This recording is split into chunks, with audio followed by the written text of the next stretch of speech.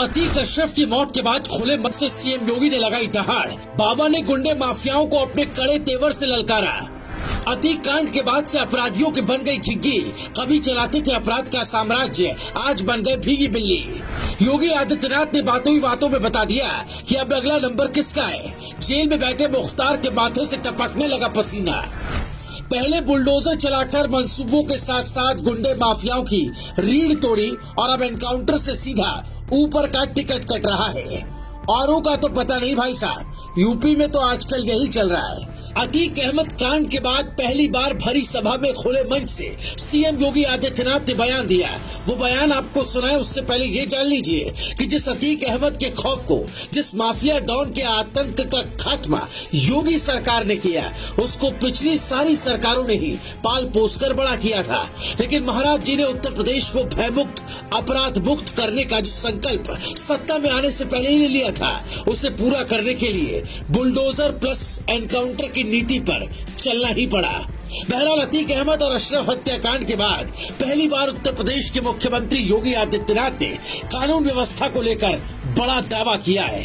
योगी आदित्यनाथ ने कहा, यूपी बेहतरीन कानून व्यवस्था की गारंटी देता है। आज यूपी में दंगे नहीं होते और न ही कर्फ्यू लगाने की नौबत आती है। किसी भी उद्यमी को अब कोई भी माफिया फोन करके धमकी नहीं दे सकता। पहले जो माफिया उत्तर प्रदेश की पहचान के लिए संकट थे, अब उनके लिए स्वयं संकट बनता जा रहा है। अब कोई पेशेवर अपराधी और माफिया किसी उद्यमी को फोन से डरा धमका नहीं सकता है। कोई नहीं विश्वास धमक सकता है। उत्तर प्रदेश आज बेहतरीन कानून व्यवस्था की गारंटी आपको देता ही है। लेकिन जो दो अन्य कलंक यूपी में थे कि जहां से यूपी में घुसो, जहां से सड़कों में गड्ढे दिखाई दें, समझ लो उत्तर प्रदेश की सीमा आ गई है। लेकिन आज उत्तर प्रदेश की इंटर स्टेट कनेक्टिविटी को हम लोग 4 लेन के साथ जोड़ चुके हैं। आपको बता दें कि माफिया और पूर्व सांसद अतीक अहमद और उसके भाई अशरफ की प्रयागराज में मेडिकल के लिए ले जाते वक्त गोली मारकर हत्या कर दी गई थी।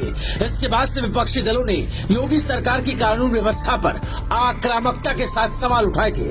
हालांकि मामले में तुरंत एक्शन लेते हुए योगी आदित्यनाथ ने हत्याकांड की जांच के लिए एक स्पेशल टीम बना दी है। दरअसल मंगलवार को लखनऊ में कार्यक्रम को संबोधित करते हुए सीएम योगी ने इस मामले का जिक्र किए बगैर अपना दावा दोहराया और यूपी में कानून व्यवस्था पहले से काफी बेहतर है ये कहा। सीएम योगी ने कहा, पहले उत्तर प्रदेश दंगों के रूप में कुख्यात था। बहुत सारे जनपद ऐसे थे जहां के नाम से लोग डरते थे। आज किसी को किसी जनपद के नाम से डरने की आवश्यकता नहीं।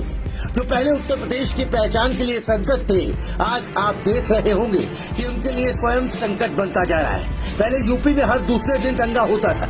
साल 2012 से 2017 के बीच में 700 से ज्यादा दंगे यूपी में हुए थे। साल 2002 से 2007 के बीच में 364 से ज्यादा दंगे यूपी में हुए थे। लेकिन 2017 से 2023 में एक भी दंगा यूपी में नहीं हुआ। एक बार भी कर्फ्यू नहीं लगा, उसकी नौबत ही नहीं आ पाएगी। अब कोई पेशेवर अपराधी या माफिया किसी उद्यमी को फोन करके धमका नहीं सकता है। उत्तर प्रदेश अब बेहतरीन कानून व्यवस्था की गारंटी आपको देता है। सीएम योगी की बातों से ये साफ झलक रहा है कि उनका इशारा अब दूसरे माफियाओं और गुंडों को रडार पर लेने का है और इसमें अब सबसे ऊपर नाम है मुख्तार अंसारी का। जरायम की दुनिया में अतीक के फैले साम्राज्य का माफिया मुख्तार अंसारी अहम हिस्सा रहा है।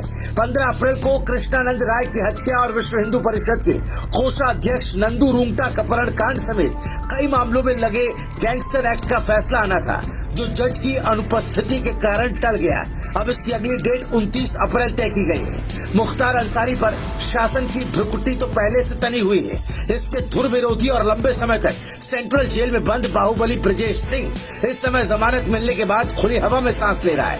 कांग्रेस, सपा और बसपा के शासन में कभी मुख्तार अंसारी और उसके भाई सांसद अफजाल अंसारी की तूती बोला करती थी। शासन का वरद हस्त होने के कारण ब्रजेश सिंह को 20 साल की फरारी काटनी पड़ी थी। जब सत्ता बदली तो जैसे को तैसे की स्थिति बन गई। पुरानी कहावत है कि जरायम की दुनिया में चलाई गई गोली एक दिन लौट कर आती जरूर है। आज हालात कुछ ऐसे ही दिखाई दे रहे हैं। अब मुख्तार और उसके बेटे अब्बास अंसारी जिंदगी के लिए पनाह मांगते दिखाई दे रहे हैं। सूत्रों के माने तो अतीक अहमद की सल्तनत का मुख्तार अंसारी भी अहम हिस्सा रहा। मुख्तार अंसारी के साम्राज्य को बनाए रखने में अतीक ने मदद की। कभी भी दोनों के गिरोह में कोई टकराव नहीं हुआ। आज धर्म के आधार पर अलग अलग चश्मे से देखने वालों को वो दिन भी नहीं भूलना चाहिए। एक ही धर्म के दोनों बाहुबली जिसे चाहते थे घुटने टेकने पर मजबूर कर देते थे, बल्कि इन दोनों के बीच आने वाले का अंजाम भी दर्दनाक होता था। लेकिन आज खेल पलट गया है। Bureau report, news live TV.